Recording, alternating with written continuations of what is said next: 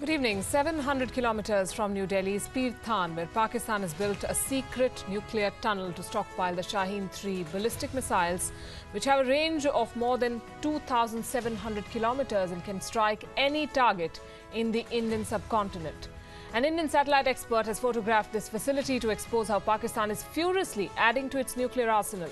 On Gravitas tonight, we bring you the full details of the story and discuss what it means for India. I'm Palki Sharma Upadhyay, the headlines first. Another Islamic State attack in Afghanistan, 4 killed and 17 injured in a suicide attack on the country's national broadcaster RTA, close to the governor's compound in Jalalabad. The final lap of the Iranian presidential race being called a referendum on Rouhani's nuclear deal with the West. Every president has won a re-election since 1981. Will this time be different? And China installs rocket launchers on a man-made island in the disputed South China Sea to fend off Vietnamese divers, further worsening the maritime dispute.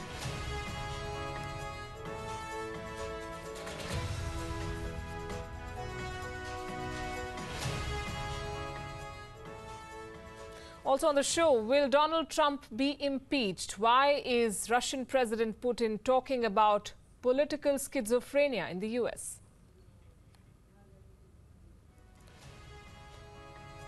And we'll also show you a world with borders as seen from space.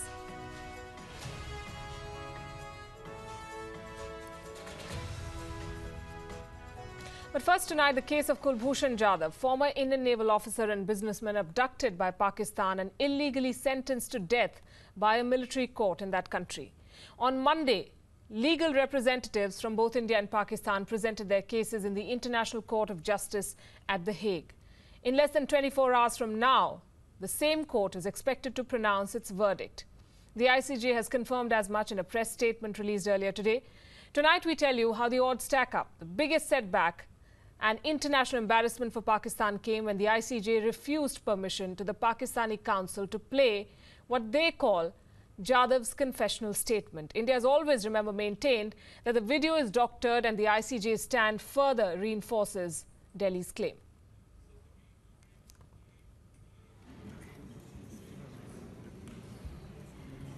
Just around 6 minutes of the video, I understand that the court has viewed the video but would prefer it not to be shown here. I should make it clear that the video is publicly and readily available for anyone who wishes to see it. The viewers can decide for themselves whether Commander Jadhav is confessing voluntarily and comprehensively. The second biggest loophole in the Pakistani arguments is the claim that the Vienna Convention on Consular Access does not apply in this case, in cases of espionage, as Pakistan put it. Ask any legal expert anywhere in the world, and he or she will tell you otherwise.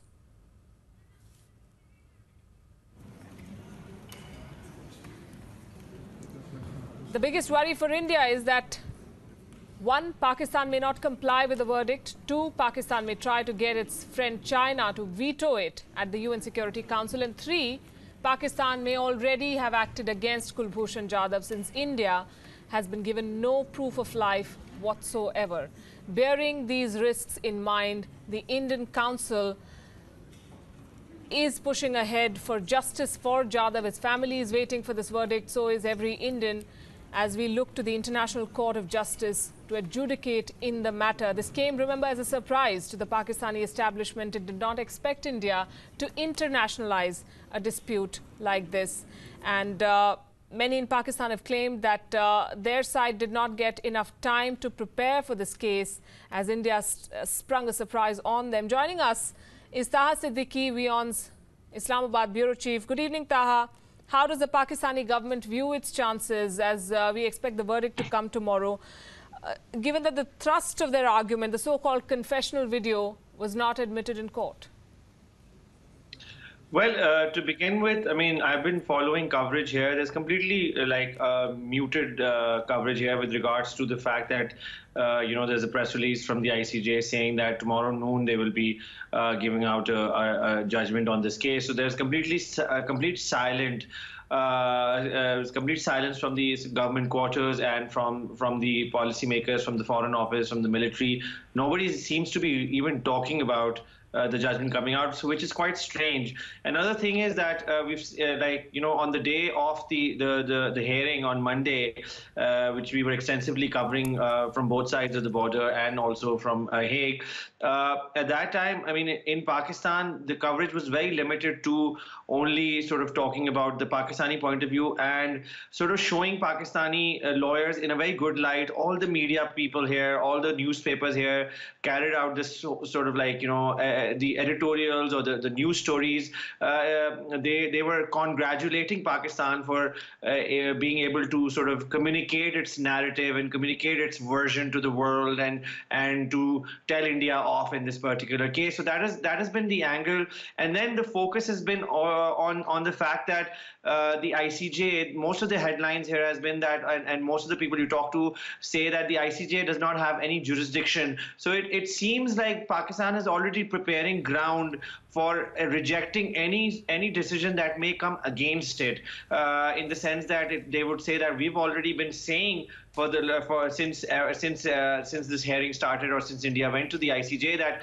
the ICJ does not have any jurisdiction in this particular case. So I feel that there's this sort of already this preparation and this premise being built in Pakistan. Also, as far as that video is concerned, majority of the Pakistani media actually misreported it and said that they quoted Foreign Office officials from the Pakistani side saying that they were allowed to play the video. So again, a lot of information being fed through officials and not actually from on ground as what the situation should be, not running the versions of the Indian lawyers in the Pakistani media. So all of that combined together seems like as if tomorrow, whatever the verdict comes, Pakistan is already preparing to say that, ICJ, you don't have jurisdiction here. That's an interesting aspect that you highlight there. Pakistan already preparing a case for dismissing whatever comes out of the ICJ. Perhaps they see that the case isn't watertight. So Sushant Sareen of the Vivekananda International Foundation, a senior fellow at the foundation, joining us. Good evening, Sushant. I know we cannot preempt what happens in a court of law, but we can make a calculated guess given that we tracked all the proceedings and the arguments presented by both sides. How does India's case look? See, it entirely depends. If the court was to take the case on the merits of the arguments made by the lawyers of both countries, then I would say, and not because I'm an Indian, but simply on the basis of the logic and the way the case was presented, the arguments that were forwarded, I think Mr. Harish Salve made an impeccable case, and there's no way that the court can reject India's case. But having said that, I think what was just said on your program, the court could just as well decide that while the merit is with India, the fact of the matter is that the court perhaps does not have the jurisdiction in this issue for reasons of Pakistan saying that it does not accept jurisdiction in these kind of issues. So I really can't hazard a guess which way the court will rule. Purely if they take it on technical grounds of jurisdiction, they could say, sorry, we can't hear this case. But if they were to take evaluate the case on merit, then I think it would go India's way. Right.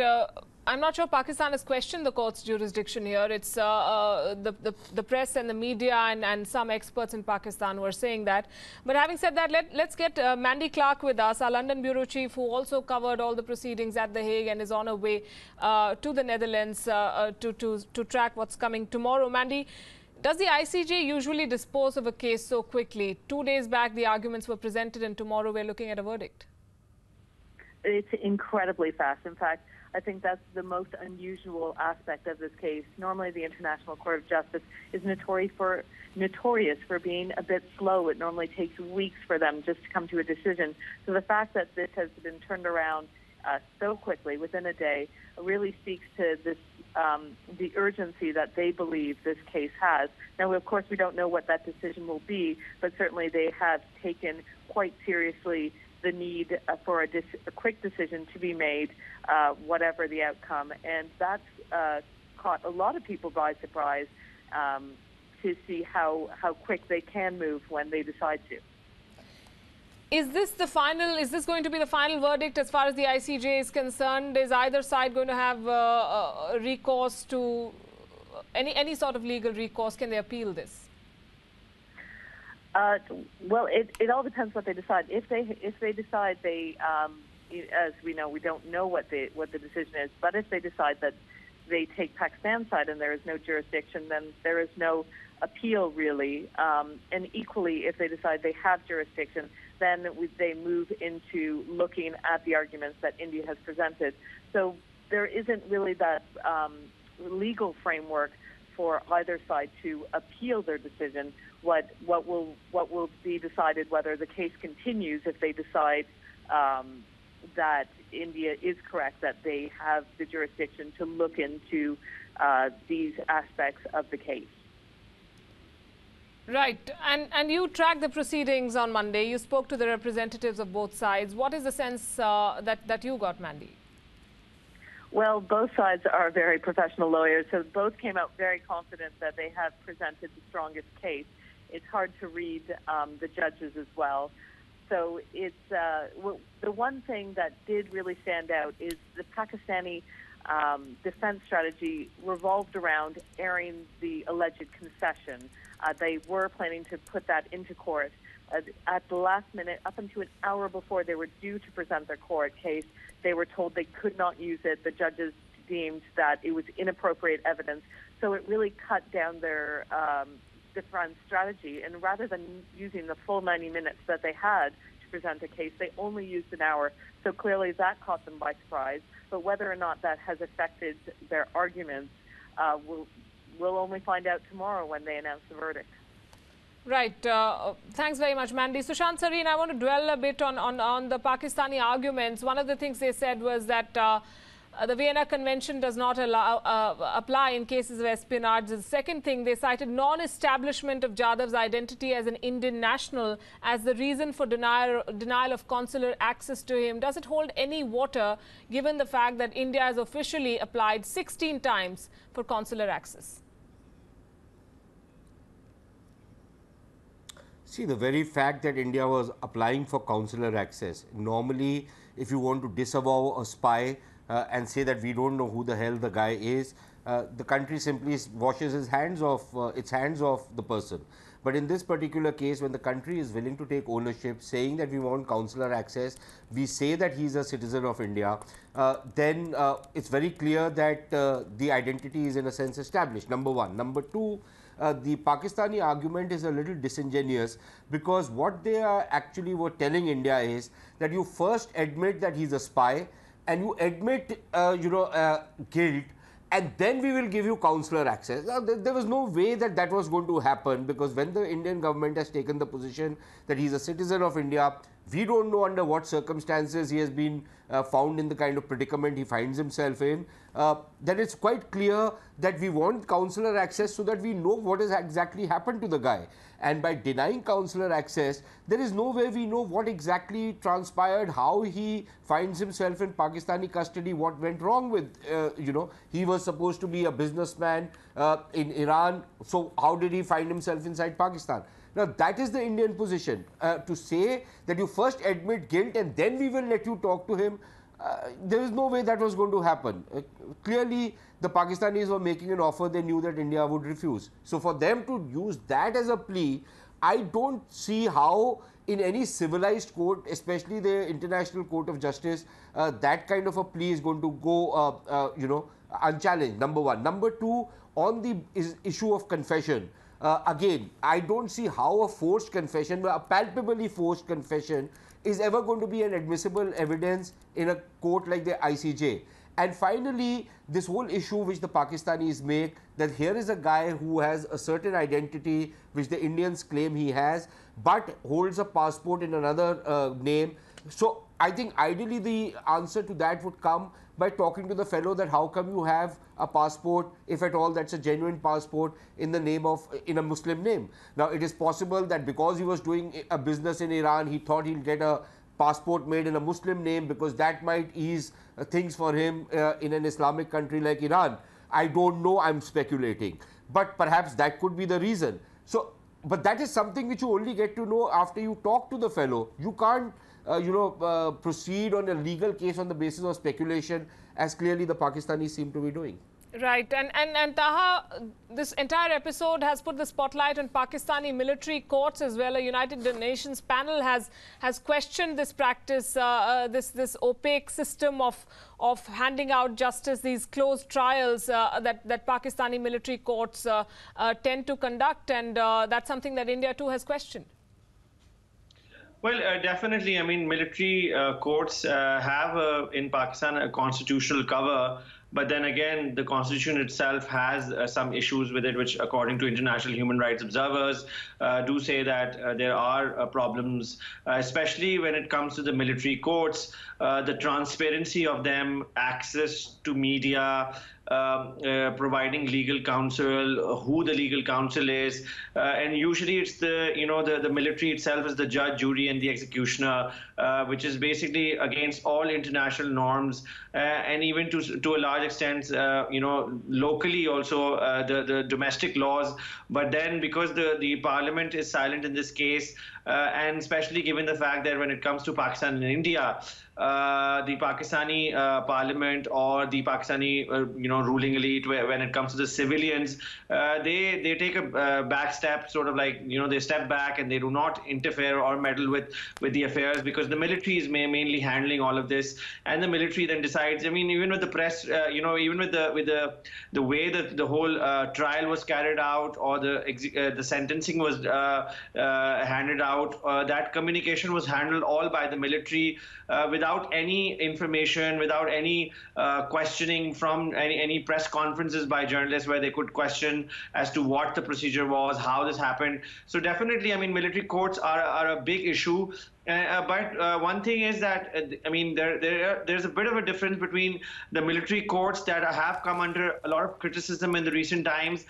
Those are the ones that were, the parliament sanctioned them. And this one is actually the Field Court General Marshal, which is basically under the Army Act of the 1950s. But again, I mean, that is because they say that he is serving from the military of the Indian Army.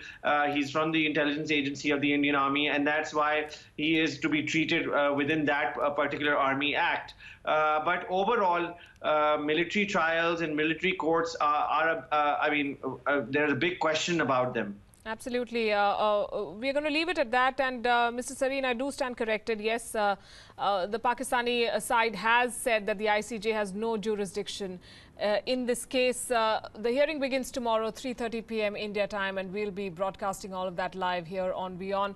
I'm going to thank you both. Mr. Sareen, do stay with us for what's coming up next on the show. A special report on Pakistan's secret nuclear tunnels.